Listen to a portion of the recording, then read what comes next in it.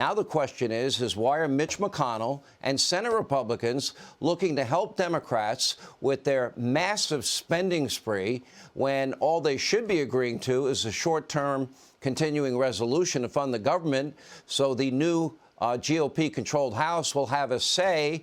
And my advice is to call up every Republican senator and say no to any omnibus spending bill that helps Schumer and the Socialist Democrats. Why any Republican would ever go along with that is madness. Joining me now, GOP leader Kevin McCarthy. Before I get to the omnibus part, Hunter Biden went up to you and your mom. How'd that go? It didn't come up to me. He came up to my 82-year-old mother that's a little hard of hearing and recently recovering from cancer. He shook her hand and said something, but I'm not quite sure my mom knew who he was, so I don't quite understand what they said. Okay, let me go to this omnibus spending bill. We've had since 1954 5 changes in terms of power and control in the House of Representatives. Not one time have we ever passed an omnibus spending bill in the interim before the new Congress was sworn in. Why would Republican senators, especially in light of the fact we just hit, what, $31 trillion in debt, why would they go along with Chuck Schumer and this reckless spending of the Democratic Socialist Party and not wait until you can be a check and a balance to any money that is spent? Why would they do that? Why would the Republican senators go along with that?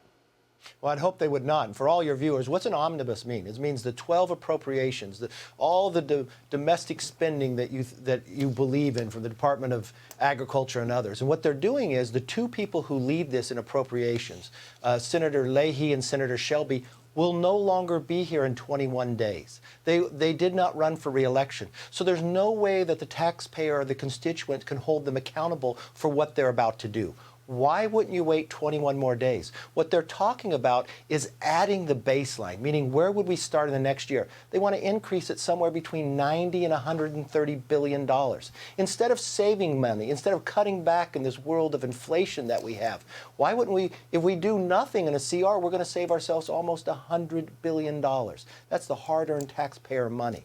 And are you going to get a time to read it? They're trying to jam us right before Christmas.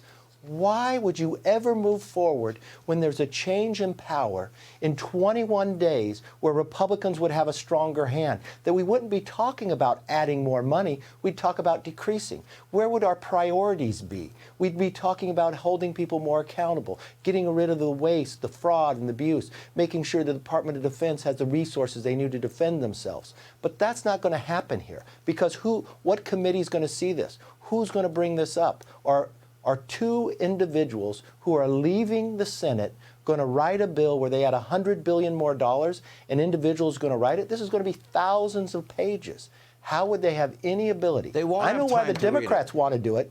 You've got to understand why the Democrats want to do it. Because if they put on all their direction, all the things they care most about, and we end up in the next year where we can't come to an agreement and you end up with a continuing resolution, all the values that they just put in continue going forward.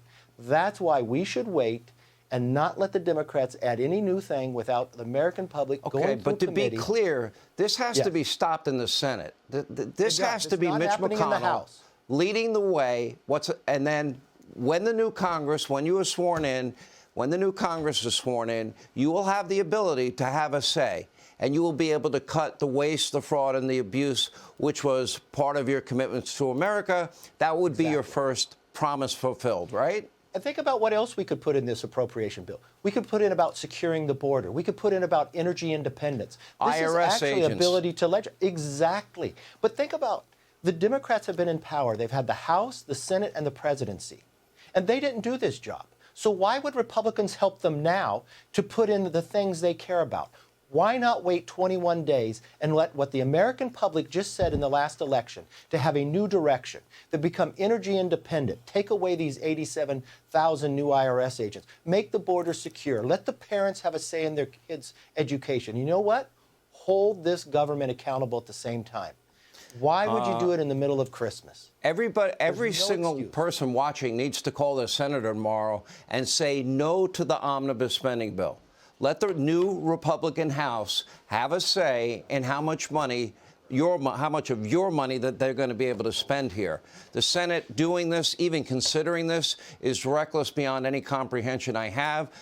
Richard Shelby, great career. What he's doing here is wrong. It's full of waste, fraud, and abuse. He won't have time to read it, and neither will any other senator. Let me move on. But you want to be able to hold those people accountable, right? The people who would vote for this are in the They're lame leaving. duck. Many of them are not coming back. So why doesn't if you're going to vote for this much money, let the constituents have a say whether it's right or wrong. Wait 21 days. That's all we're asking. So Washington Post reports Biden supporters are going to be out there and have a campaign of intimidating witnesses, investigators, or anybody that dares to challenge all of these business dealings of Hunter Biden with the knowledge, apparently, of his father. So the question is, what will Republicans do in response to these intimidation tactics?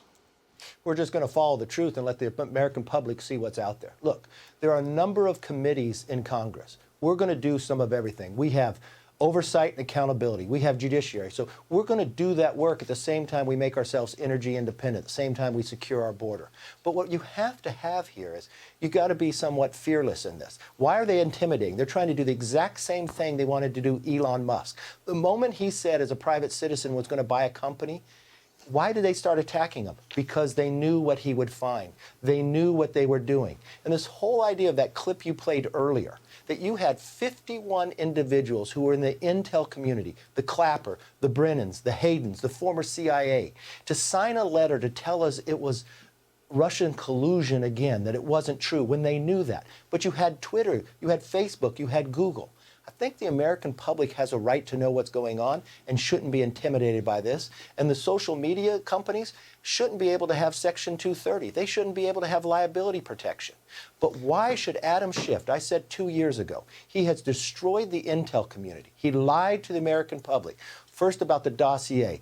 Then he lied about his staff coordinating with the whistleblower. He lied about having more than circumstantial evidence. And while he was doing all this, the Intel Committee wasn't doing their work. Afghanistan collapsed. China was spreading a virus around the world. And then what was happening with Russia and Ukraine? So we're trying to turn the Intel Committee back to the committee it's supposed to be. And yes, Adam Schiff won't be on there, neither will Eric Swalwell, because at the briefing I got from the FBI of the relationship that he had with a Chinese spy, I think there's a lot of other Democrats that have the ability to serve on there. If he cannot get a security clearance in the private sector, we're not going to give him a government security clearance. The FBI was meeting with big tech every week before the election. Yeah. Even Elon Musk said the suppression of conservative dissenting voices was, by its very definition, election interference.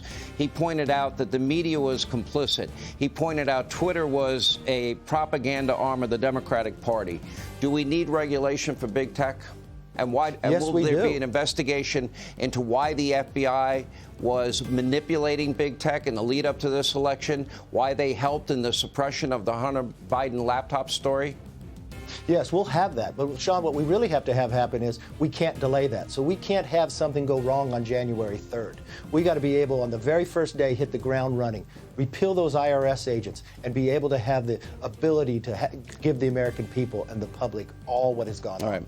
Kevin McCarthy, thank you for being with us. Hey, Sean Hannity here. Hey, click here to subscribe to Fox News YouTube page and catch our hottest interviews and most compelling analysis.